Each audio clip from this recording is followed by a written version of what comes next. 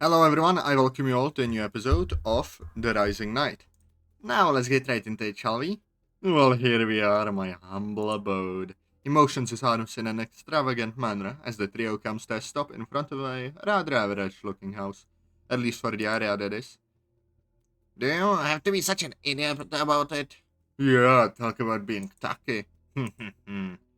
How about we head inside? Of all the houses in the area, this one seems to be the only one with its lights off. I believe it's safe to assume no one else will be inside. That said, I think now is the best time to confront him. The guy reaches into his pocket, pulling out a set of keys. There's a nice distraction of the keys clanging against each other to approach them. So, ladies first. Both girls enter her house, right as I'm stepping my way up to his porch. His eyes stay fixated on them, so much so that he doesn't even take notice of me. That's when he goes to close the door. What the? Pardon my intrusion. He tries to force the door closed, but my foot jammed between it, and the door frame keeps it pried open. Without much effort, I push the door fully open, allowing me to step inside. Entering the house, the other two take immediate notice of my presence, partly due to the guy casually fleeing just past them. Excuse me, who are you? Hey, what the? Okay, Atazoth? Uh, understandable, but alright. Damn.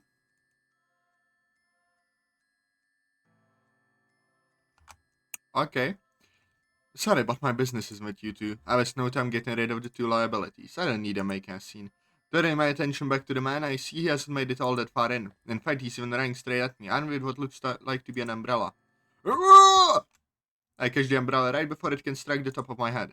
Let's end this quickly. Concentrate. W. With his grip still held firmly on the umbrella, I pull it inwards to suck him right in the jaw, almost knock him down on the ground. Ugh! Get the hell out of my house! I had a quick time event. The guy runs towards me once again, this time without anything to use as a weapon. Good grief, he's making a lot of noise too. I need to end this now. A. D. Ugh! After dodging his own punch, I swiftly return with a knee to his lower chest, knocking the wind out of him. Even still, he remains standing. Let's get this over with. W. Damn. With one last backhand to the side of the head, he's knocked down on the floor entirely, just as weak as his father. Who would have guessed? Note: all future QuickTime event segments will depend on the selected difficulty located within the settings. This setting only impacts the speed at which you'll need to react in order to successfully complete the QuickTime events, and not the number of events that appear. Normal is the recommended difficulty. However, if you're up to the challenge or would prefer a more relaxed approach instead, feel free to explore the settings and pick the difficulty that best suits you. Alright, interesting. I firmly press my foot down the upper part of his chest as the guy continues to groan in pain. How about we make this quick, shall we? First, I want you to confirm something for me. You're Sagawa's son, am I right? Ugh, that's not an answer. Although I suppose I did just knock the wind out of you, so I'll give you a moment. The fuck do you want, man? Oh, you can talk. Then how about you answer my question for me? That wasn't a request. Ugh. I can see the visible pain in his face grow as I stamp my foot on the lower half of his chest. It isn't like the most people I have to deal with. There's no doubt he'll break, if not to be cooperative, then for his own sake. Sure enough, his groans eventually turn into stammers as he attempts to answer my question. Yes, I am. About time. Now then, I want you to tell me what all you know about him. What do you mean? I'm sure you know what I mean. That job of his. What do you know about it? Job? He was just an office worker. He had his hobbies, but that's really all I know. Don't you play dumb with me. I heard you mention Violet Ice. He happened to be quite proficient in producing it, you know. While imitations commonly circulate around the city at a relatively cheap price, his operation was known to produce only the top shelf of the drug. And here we are, loaded with a stack of cash and with nothing but the highest quality shit. You expect me to believe he had no knowledge of any of this? He just brought the stuff back home. I didn't know anything about that operation or whatever. And the money, that just allowance he's giving me so I could live here. That's all. I swear. Hmm. Ah! I kneel down, reaching into his pocket and search for his wallet, and just broke a carry bar two of his. It's not like he's able to resist. Grabbing it out, I searched right before coming across a business card, just like I thought. You didn't know about this operation, and yet you seem to have this in your possession. It's got a gold trim to it. I don't see many of these around, you know. Ugh.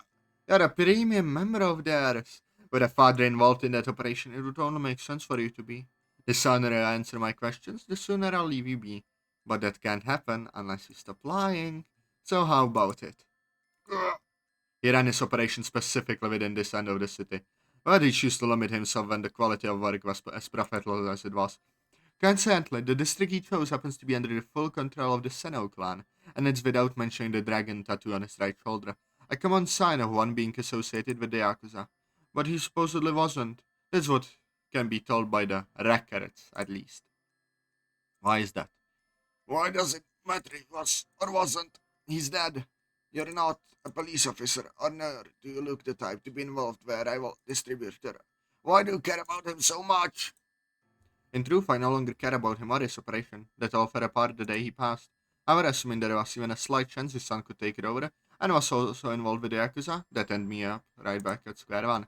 I could just get rid of him now, but I'd rather avoid getting my hands dirty, in case he's too incompetent to run an operation of that scale from what I gather. Like that in the palm of my hand, my eyes lingering on the interior of the wallet as I think to myself. Oh no, the static is not good. This is concerning to see the static. Like, damn. Okay, I am intrigued on why he's staticking. Let's see. I'd be lying if I were to say Sagawa's involvement in the Yakuza didn't intrigue me, however. If I could just get the answer out of him, I'm willing to bet it'll prove useful to them. My guardian may even retract the increase in the debt. Add the money in this wallet here and I'll be able to pay off the rest in no time. He flaunted around so careless back at the restaurant. I doubt he'll ever mess it. Um, what are you? Alright, him. That's not a concern. Are you gonna answer the question or not? Alright. You see, There's someone outside. I look back to the man whose eyes have lit up as well. uh, uh, Shut up, shut up, shut up, shut up, shut up, shut up, shut up, shut up, shut up, shut up! While the guy desperately attempts to speak up, my hand remains firmly pressed against his throat, preventing him from doing so. The more he resist, the harder I press down. It doesn't take long at all until his face starts to grow pale. Hey, is anyone home? I'm telling you, man, that noise complaint was bogus. The lights aren't even on inside. Maybe they meant the house over. Maybe. Whichever it is, it doesn't look like anyone's home tonight, so I guess we got no choice, do we? I continue holding the man down, waiting for the automated load outside to shut off before releasing him. His face is damn near void of any color, with his eyes halfway to being closed. Attempt to scream for help again, and I won't be as willing to let go next time. He's out cold. Something tells me he won't be up for answering any questions anytime soon. I could try and wake him up. No, with those officers around here, I really shouldn't risk it. There's also no telling when those girls will get up. I should just take my leave while it's still safe to do so. I stand up, pocketing the man's wallet, and briefly searching the area for anything else I could take along. Only their jewelry is small enough to take with me, so I'm fortunately forced to stick with that. Besides, I need this more than they do.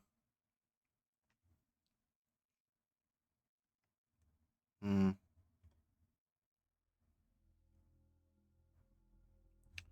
Futoshi Sagawa.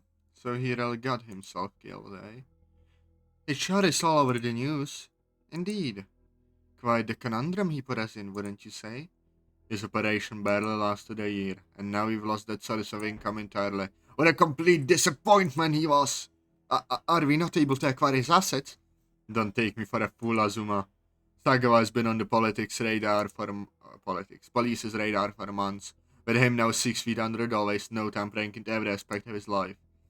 That includes the entirety of his former operation. Would it not include his association with us? Not exactly. Apart from the quality of his work, I knew Sagawa was too incompetent for the position. The cleanup crew even arrived just in time to find him already dead. You sent a cleanup crew? Oh, did I forget to mention that part? My mistake. He's made reports of attacks targeting his usual routes. There's no doubt he'll let information leak, and as such, I knew he wasn't to be trusted from the start.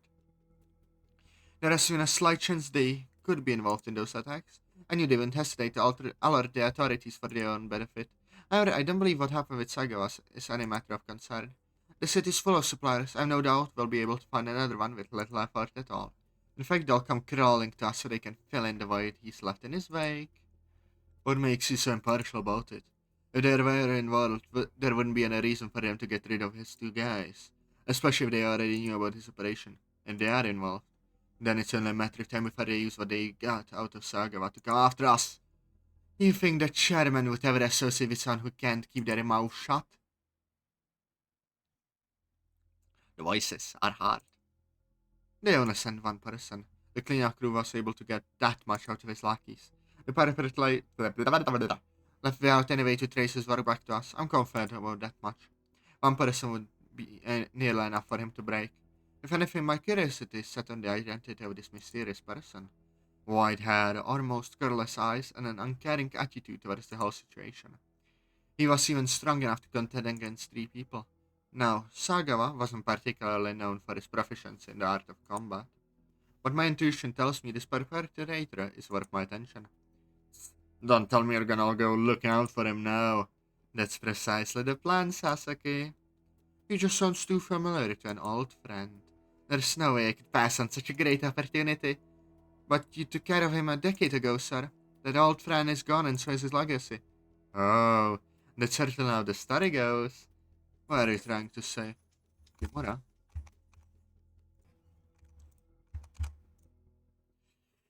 Come on, more text or nah?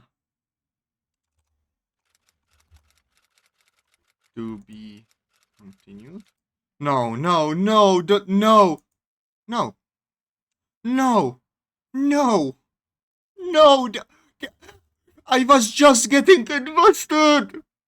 Ah! No, no! Well, that's the end, lads. Okay, so, Spirit. First of all, mwah, perfect. I love this mod. Really good. It's good. I like it. I need more. Please. Anyways, I hope you lads enjoyed the episode. Press like, comment, subscribe, join the Discord, and the next series will be quite interesting because it's not DDLC related, but this mod may have been inspired by it. I'm not sure, since Spirit hasn't answered my question, but it's possible. Now, I'll see you later, lads. Bye bye.